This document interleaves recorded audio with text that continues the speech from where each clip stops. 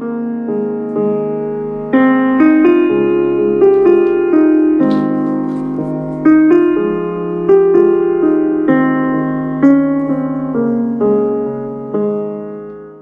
tantas cosas que el Hijo de Dios tiene que saber,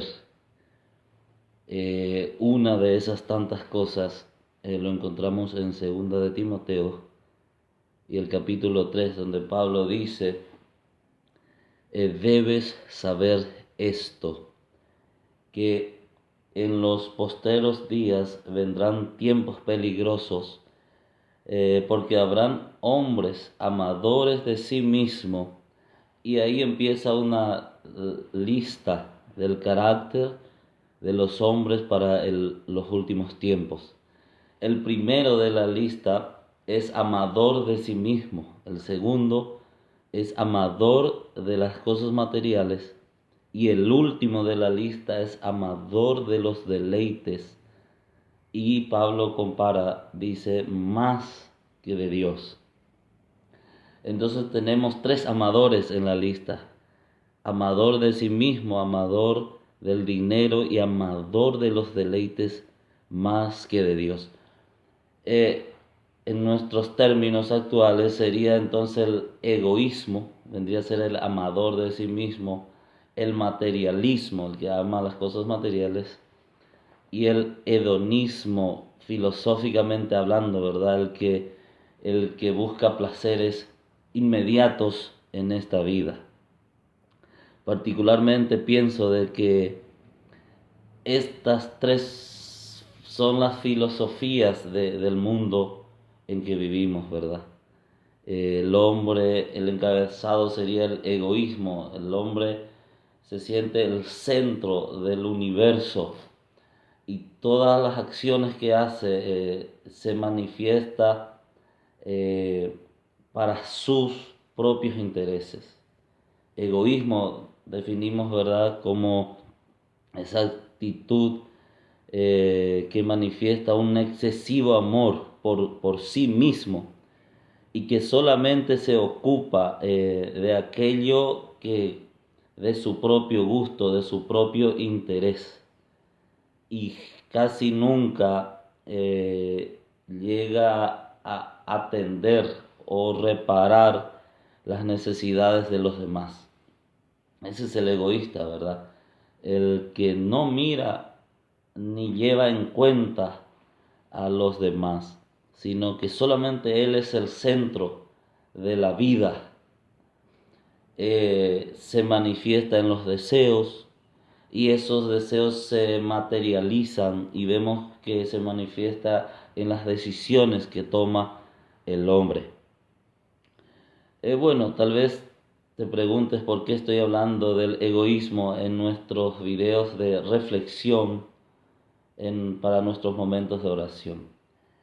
Porque quiero compartir contigo algo que aprendí del Señor en cuanto a este tema, y vamos a usar el Antiguo Testamento para ilustrarlo, a modo de ilustración, ya que el Nuevo Testamento nos dice, ¿verdad?, de que todas las cosas escritas antes, dice el apóstol, fueron escritas para nuestra enseñanza y para exhortarnos a nosotros que vivimos en estos tiempos finales. Entonces, vamos a hablar del egoísmo y su manifestación en la vida religiosa, por decirlo así. Isaías capítulo 58. El título es El verdadero ayuno, pero vamos a obviar el título y vamos a leerlo y vamos a sacar algunas conclusiones que serán muy útiles para nuestras vidas. Dice el capítulo 58 de Isaías, el versículo 1, Dios le dice al profeta: clama a voz en cuello, no te detengas, alza tu voz como trompeta y anuncia a mi pueblo su rebelión y a la casa de Jacob su pecado. Escuchen el versículo 2, dice que me buscan cada día, que quieren saber mis caminos, como gente que hubiese hecho justicia y que no hubiese dejado la ley de su Dios, me piden justos juicios y quieren acercarse a Dios. Hasta ahí no parece malo lo que el pueblo está haciendo, ¿verdad? Que quieren acercarse a Dios, buscan a Dios y todo eso. Pero el versículo 3 dice, Dios preguntando, ¿por qué? Dicen, ayunamos y no hiciste caso, humillamos nuestras almas y no te diste por entendido.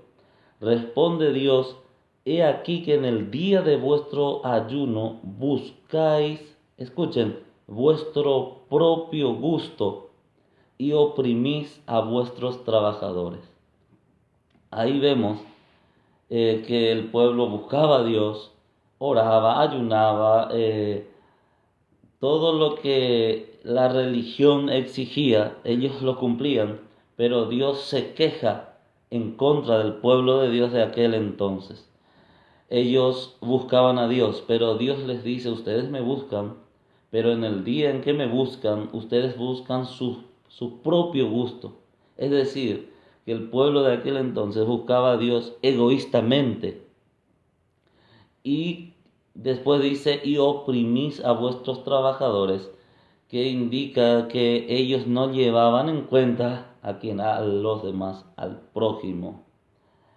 Segundo, entonces, primero, ellos buscaban a Dios egoístamente. Segundo, no llevaban en cuenta al prójimo, a los demás.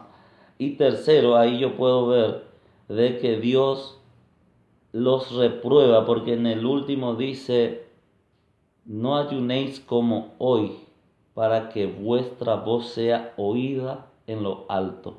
Está hablando de oración y Dios está como condicionando el oír, el prestar atención a su pueblo. No ayunen como hoy para que vuestra voz sea oída en lo alto. Eso significa que Dios no lleva en cuenta la acción en sí solamente, no lleva en cuenta el accionar de su pueblo, sino que lleva en cuenta la motivación que te lleva a buscar a Dios. ¿Cuál es la intencionalidad de esa oración, de esa búsqueda?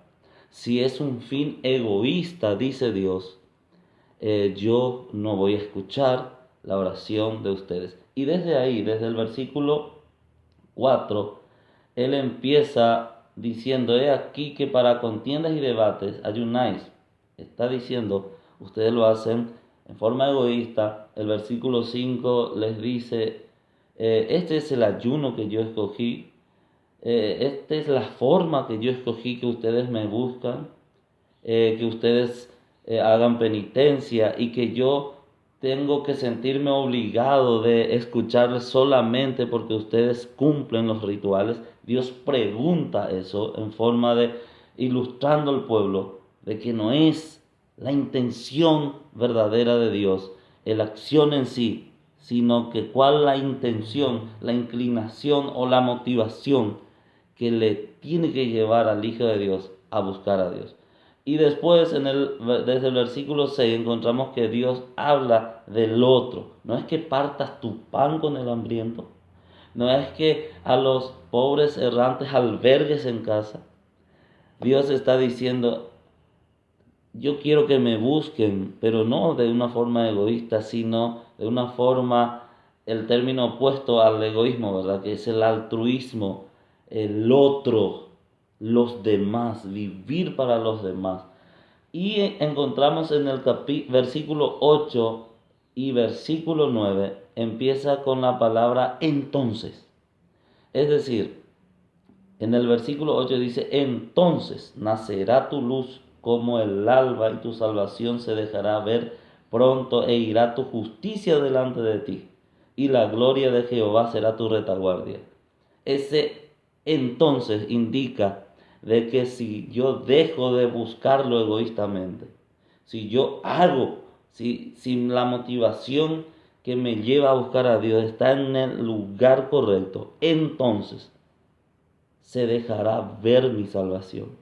No puede haber otra cosa más grande para Dios que se vea en mí, que se vea en ti la salvación que hizo Cristo Jesús por nosotros. No puede haber otra cosa más grande para Dios que la gente de allá afuera pueda ver o percibir de que realmente Cristo resucitó y vive en nosotros.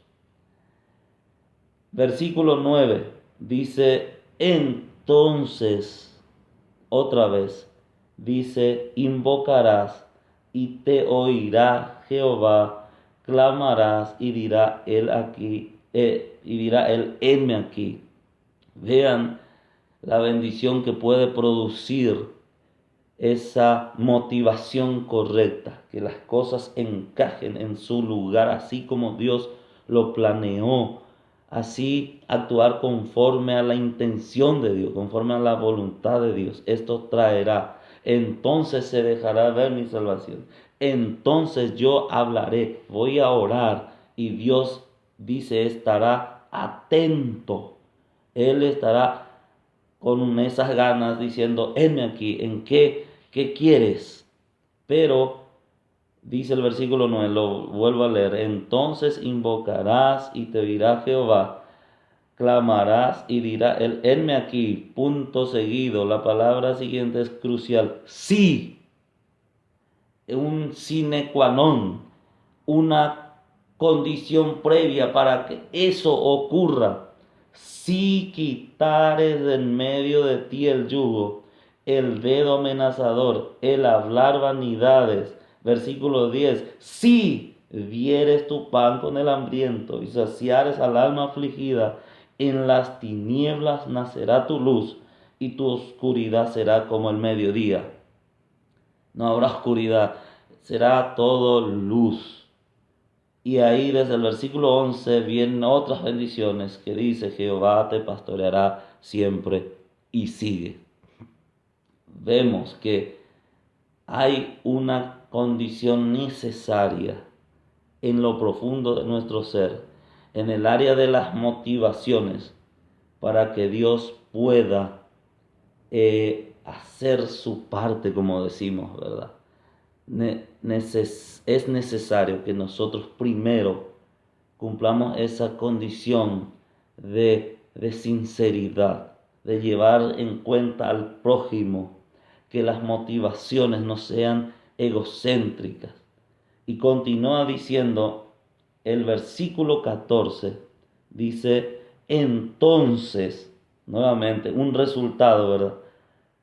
Te deleitarás en Jehová.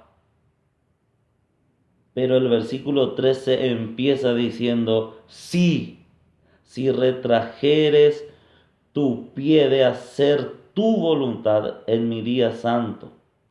Después dice, no andando en tus propios caminos, ni buscando tu voluntad, ni hablando tus palabras, sino buscando la voluntad de Dios. Hermanos míos, estos versículos nos muestran de que hay grandes bendiciones. Versículo 8, entonces se dejará ver tu salvación. Versículo 9, entonces clamarás y yo diré, henme aquí, dice Dios. Si quitares en medio de ti el dedo amenazador, el ser egoísta, el no llevar en cuenta a los demás. Ahora tienes que aprender, dice Dios, a llevar en cuenta al prójimo, al otro, en tus oraciones, en tus decisiones, en tus deseos. Versículo 14, entonces te deleitarás en Jehová. Entonces, ¿verdad? Encontramos que sí hay una condición necesaria para que Dios también nos escuche en nuestras oraciones. Entonces podemos concluir de que la vida con Dios tenemos que mirar diariamente nuestro interior. ¿Cuál es la motivación que realmente me está llevando a tomar decisiones? ¿Cuál es la motivación real detrás de todos esos deseos que me llevan a hacer algo, porque el hombre solamente actúa a través de algún deseo. El hombre no quiere actuar cuando algo no quiere. Somos empujados por nuestros deseos. Pero cuando entramos más en el mar espiritual, encontramos que esos deseos pueden tener una fuente errónea en cuanto a las cosas de Dios. ¿Cuál es la motivación que nos empuja a hacer? Así como este pueblo buscaba a Dios, querían saber de Dios, se acercaban a Dios, pero Dios les dice, ustedes lo hacen, pero ustedes lo hacen buscando su propio interés, egoístamente.